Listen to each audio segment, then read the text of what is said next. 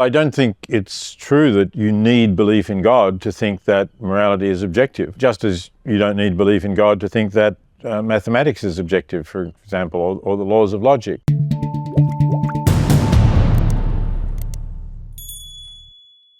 Peter Singer, welcome to How the Light Gets In. Thank you, it's great to be here. So much of your work, whether it be from effective altruism to putting forward the idea that we shouldn't be complicit in the suffering of animals by eating meat, or your views on abortion or euthanasia, have tended to challenge the philosophical mainstream.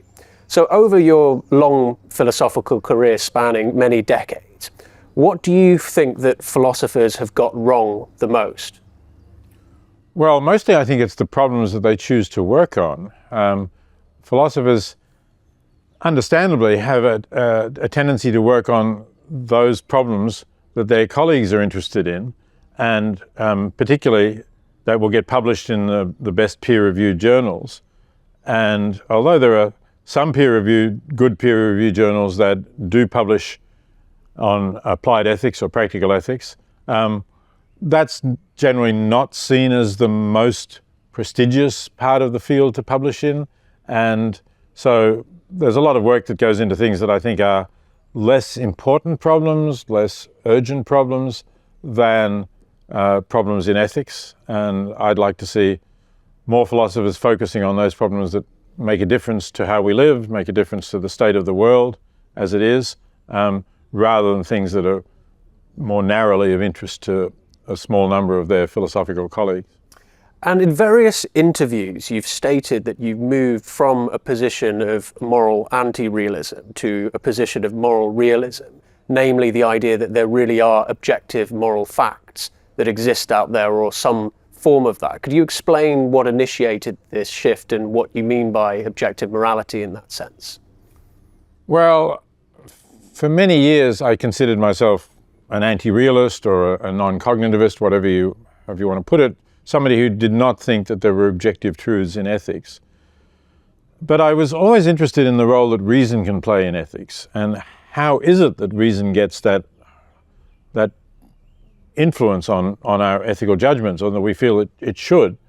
So for a while I tried finding ways in which it could without actually moving over to a more objectivist position. But I struggled with that. And then I was writing a book about Henry Sidgwick, the great 19th century utilitarian philosopher, together with a Polish colleague, Katarzyna de Lazari-Radek.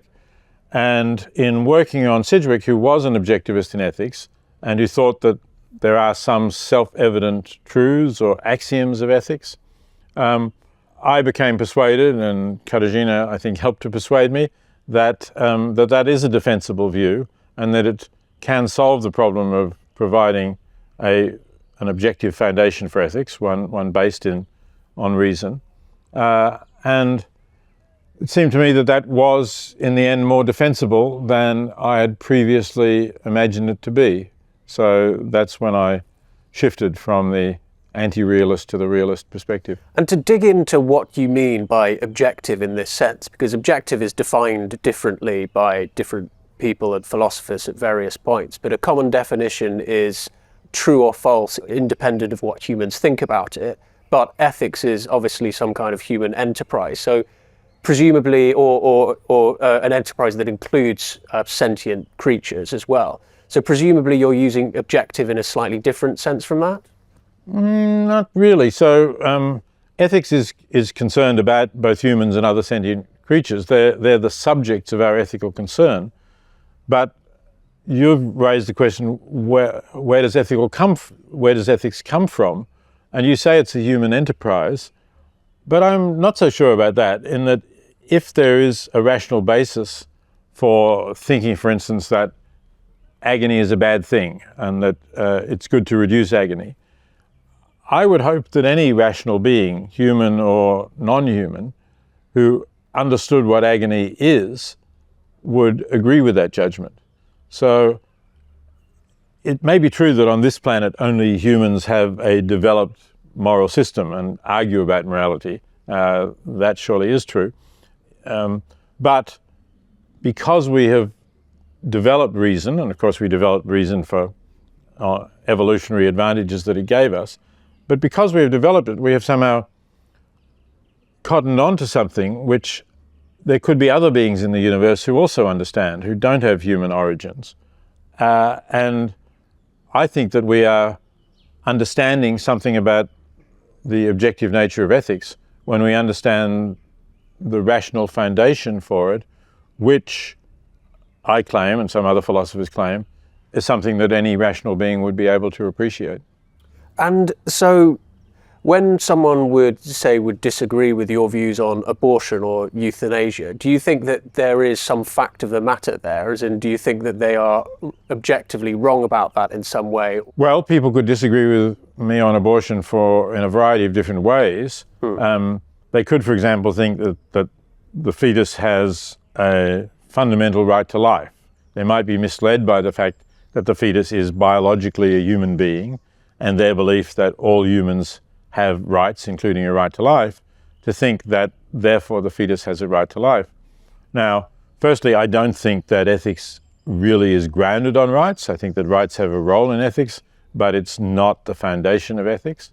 So they might be making that mistake into thinking that rights are the foundation of ethics, or they might be making the mistake of thinking that because we accord human rights, which is a kind of an ethical convention that we talk about, we accord rights to all humans, therefore the fetus must have those rights. And I think that would be a mistake in, if you like, transferring something that may be true of typical humans to humans at a very early stage of life where they don't have the characteristics that we might regard as grounds for giving other humans a right to life. Some people criticize the position of people who don't believe in God and say that when they claim that morality is objective, they're making almost a religious move in nature. How would you respond to that criticism? Well, I don't think it's true that you need belief in God to think that morality is objective, just as you don't need belief in God to think that mathematics is objective, for example, or the laws of logic. I think that they're quite independent. So I do consider myself an atheist, and I am a believer in the objective truth of morality. Now, some people make the mistake of thinking that without God, ethics must be relative, but that's just a mistake. They have perhaps been brought up thinking that ethical truth comes from God, comes from the scriptures or the Ten Commandments or whatever else it might be, but they haven't considered other possible grounds for the objectivity of ethics without belief in God. Do you think the existence or recognizing the existence of objective morality has important sociological consequences? Well, it possibly does have important sociological consequences to recognize that morality is objective. It depends a little on what people who don't believe that think of morality, right? They might still think that morality is something important, even if not objective. But if for them the only alternative to objective truth in morality is some kind of nihilism or belief that morality is not important or doesn't matter, then that could have negative sociological consequences, yeah. The way that Sam Harris expresses his belief in objective morality, or one way that he puts it, is that this belief that we have in the distinction between facts and values, i.e. what David Hume put forward, the distinction between ought and is actually a fabrication or a mistake in the language that we use. Would you agree with him in that assessment? No, I don't agree with Sam about that. I do think that there is a distinction between facts and values, or is and ought. And in that sense, I'm not a naturalist, as Sam is. I'm a non-natural objectivist. Sedgwick was a non-natural objectivist, I believe. Derek Parfit was a non-natural objectivist. So this is a distinct position, and it's like, again, the truths of mathematics or logic. They're not empirical truths. They're not something that we can observe in the world, they are truths which are truths of reason. And in that sense, I think they are non-natural truths, and I think morality belongs with them, or some basic axioms of morality, not all moral judgments, are in that same category. So I want to ask you a little bit about what you think the place of intuition should be in our moral judgments. So in a paper titled Ethics and Intuitions in 2005, you wrote that, quote, the moral intuitions are the biological residue of our evolutionary history, and it's not clear why we should regard them as having any normative force. What primarily do you think should have normative force in the calculation or making ethical judgments?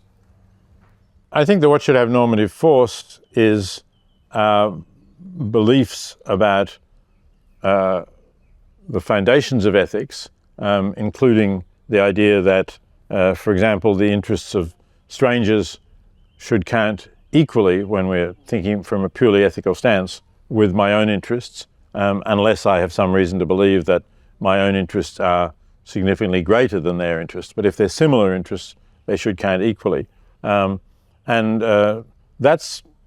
does upset many of our intuitions, which are that we have special obligations to family and close friends rather than to strangers, which again, a utilitarian can give some explanation of why we think that, but ultimately that's not the foundation of ethics.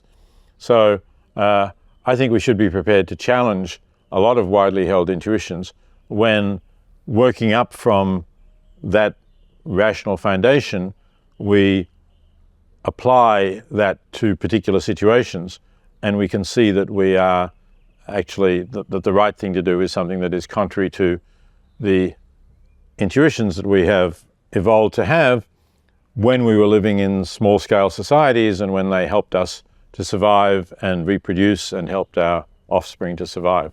But would you say that the rational foundation of ethics that you put forward, so one of the principles you put forward is an interest in avoiding agony, for example, but would you say that that's an appeal to commonly held intuitions itself, like an appeal to higher intuitions? I don't ground it on the fact that it is commonly held, but I do ground it on the fact that I believe anyone who reflects on the nature of agony, thinks about their own experience of agony, and treats it just as an intrinsic state of consciousness, not instrumentally. So I'm not thinking of people who say, well, yes, I was in agony then, but I learned something from that, and so I'm a better person. Right? That's okay, that's possible.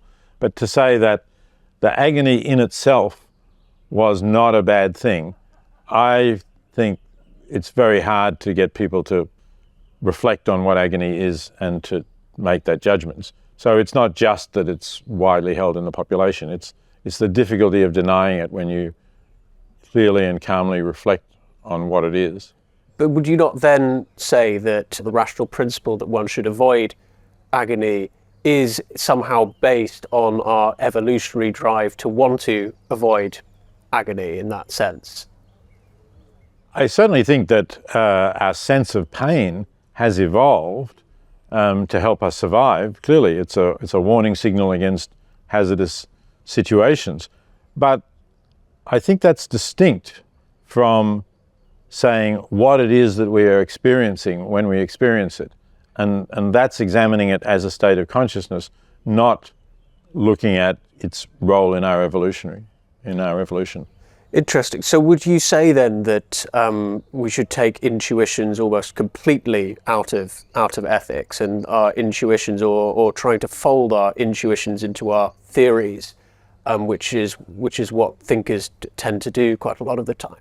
Would you say that that's problematic and we just need to avoid intuition in moral reasoning altogether? I think it's not really feasible to avoid intuition in day-to-day moral judgments. Generally, most of our intuitions have developed because they serve us well, they serve society well, and you can't really try to make the right calculations all the time in your everyday life. So intuitions have a role. We should not ignore them. But if we're in a situation where we think it's now very plausible that the intuition as to what to do would be misleading and would lead to greater harm, less benefit than doing something different. That's the time to stop and pause and say, should I really follow this intuition? How confident am I that following the intuition will lead to significantly worse consequences? And if I can be really confident, and confident that I'm thinking calmly and clearly about this, that's when I should abandon the intuition. But some might say that people who think calmly and clearly can come to quite radically different judgments about things. Or would you say that people who do think calmly and rationally about some of these higher principles that you talk about, if they were really doing it correctly, would come to the same conclusion? Yes, well, I'm saying that they would come to the right conclusions. They would not always be the same conclusions as intuitions, but I do think that insofar as people were thinking clearly and calmly about a situation and had the right factual background and agreed on the factual background, they would come to the same conclusion. And you touched on it a little bit earlier, but I'd like to talk a little bit about how you think we can distinguish good intuition in everyday judgments, as you said, distinguish better intuitions from worse intuitions. As I say, I think many of the accepted intuitions that we should be honest, that we should not steal, that we should not maim others, we should not kill where we can avoid killing. I think those are sound intuitions, or if you like, they represent sound practical rules to follow in almost all circumstances. But it's when we find ourselves in circumstances that are very unusual that intuitions are more likely to fail. So that's why some of the philosophical hypothetical examples, the thought experiments, are ones that test our intuitions, and where often the intuitions are wrong. So let's say the intuition that we should never torture anyone is a strong intuition that we have, and many people think that that's an absolute moral rule. But philosophers put forward this hypothetical scenario in which you know that a terrorist has put a nuclear bomb somewhere, let's say in Manhattan, and if you don't disarm it in 2 hours, it will go off. And the terrorist is not telling you, but you've got good psychological evidence that this terrorist will yield to torture and will tell you the right answer. So your intuition may still say, oh, I couldn't torture anyone, I must never torture anyone. But it might be the right thing to do because this is an extremely unusual circumstances. The consequences of not disarming the bomb are absolutely catastrophic. So the torture, I would say, is justified if those facts are as described.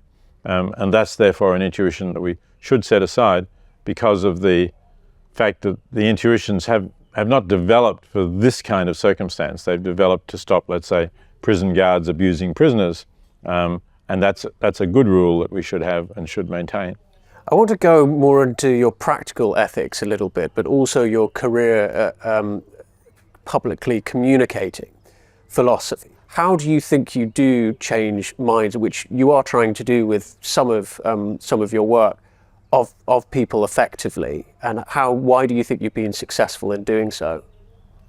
Well, I certainly agree that I am trying to change minds because I'm writing about issues where it would be important that people think differently, or that many people think differently.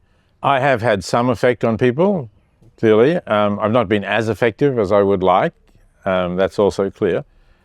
I think I've changed minds because some people are open to rational argument about issues where they have had settled opinions, or maybe they just haven't thought about the issue very much, but they've had settled practices which more or less imply that they don't object to what they're doing.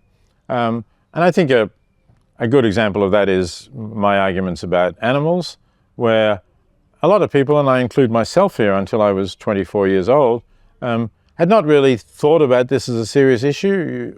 I certainly just assumed that issues like the war in Vietnam, like racism, were just much more important than anything to do with animals, and therefore it wasn't really worth thinking about the moral status of animals or whether the way we were using them was justified. And fortunately, there are quite a number of other people who are open to that change of thinking and recognizing that this is not something they want to participate in. You can't persuade everyone that way. That's what I've found, and that's regrettable, and I don't know what other methods can be used. To some extent, people might appeal to emotions, they might appeal to different arguments based on health. Those things are not my area of expertise, so I'm continuing to try to apply rational arguments wherever I can. And I want to ask you a little bit about effective altruism at the moment, because some people have criticised it and are worried about the way the direction that it's gone with what happened with Sam Bankman-Fried. Are you worried about that at the moment? I'm not really worried about the overall direction of effective altruism. I'm certainly very disappointed about what happened to Sam Bankman-Fried. I believe that he was genuine in wanting to use most of the wealth that he acquired for good causes, and he had acquired a lot of wealth, maybe $25 billion, say, at one point, and it all basically evaporated. So that was very disappointing, but the idea of earning to give, I don't think is invalidated by what happened. It maybe is invalidated by the specific things that Sam did, which I'm inclined to think were more incompetence than deliberate fraud. There's some debate about that, and certainly he's been convicted of fraud, and he certainly failed to comply with financial regulations and requirements. But how deliberately he did that is not so clear to me. So yes, this is very disappointing, but I think effective altruism will get over it. It's a big movement. It's been going for a while. That was one truly tragic and very significant mistake, something that went wrong. But there are other people who right now are earning to give and are doing well at that. And there are some very wealthy people who are giving substantial amounts very thoughtfully to the most effective charities. So I think effective altruism will recover and continue to grow over coming decades. Peter Singer, thank you very much. Thanks, my pleasure.